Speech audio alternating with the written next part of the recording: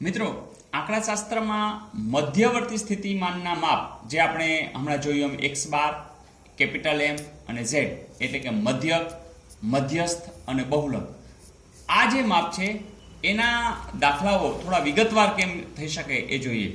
જેમ કે મધ્યક x bar તમારે શોધવો છે તો એના માટે તમને પ્રાપ્તાંકો એટલે કે માહિતી આપી હશે. જેમ કે એક માહિતી આપણે લઈ લઈ 4, 5, 6, 2 અને ધારો કે 13. હવે આપણને એ ખબર છે કે મધ્યક એક્સ બાર શોધવો એટલે આ બધાનો સરવાળો કરો અને એના ભાગ્યા જેટલા આ પ્રાપ્તાંકો આપ્યા છે એ સંખ્યા 1, 2, 3, 4 ને 5 એટલે 5 વડે ભાગો.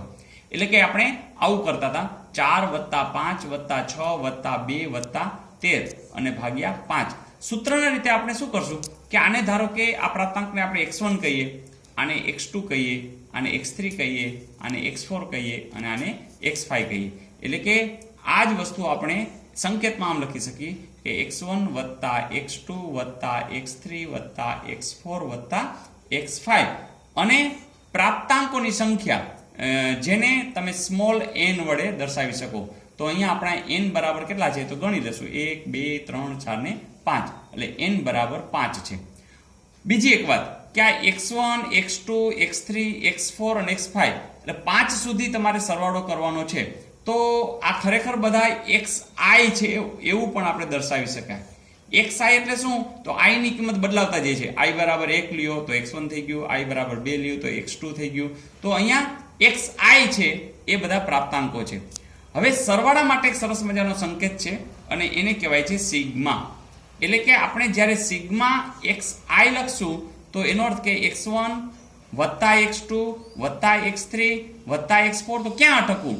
તો એ તમે સંકેત દ્વારા કહી શકો કે i ની શરૂઆત તમે 1 થી કરો અને n સુધી અટકી જાજો. અહીંયા જેમ કે n બરાબર 5 છે તો આપણે x1 + x2 + x3 + x5 4 + x5 અટકી જશું. તો આ જ સંકેત છે એને તમે આમ લખી શકો કે આ x1 + x5 સુધીનું છે એ i બરાબર 1 થી ક્યાં સુધી જશો તો કે 5 સુધી. તો આ સંકેત બરોબર સમજશું. તો હવે આખું સૂત્ર વ્યવસ્થિત તમારે સમજવું હોય તો ખાલી આટલું જ યાદ રાખશો કે x બાર મધ્યક x બાર એટલે શું તો કે સિગ્મા xi. i તમારે શરૂઆત ક્યાંથી કરવાની છે 1 થી અને ક્યાં સુધી જવાનું છે n સુધી અને છેદમાં તમારે શું લેવાના છે n. તો મિત્રો આ જે મધ્યકનું સૂત્ર છે એ બરાબર જો તમને યાદ હશે તો અહીંયા 5 સંખ્યા છે એમ 10 હોય, 12 હોય, 17 હોય તો મધ્યકનું માત્ર આ સૂત્ર મૂકીને તમે કામ કરી શકો. ઓકે.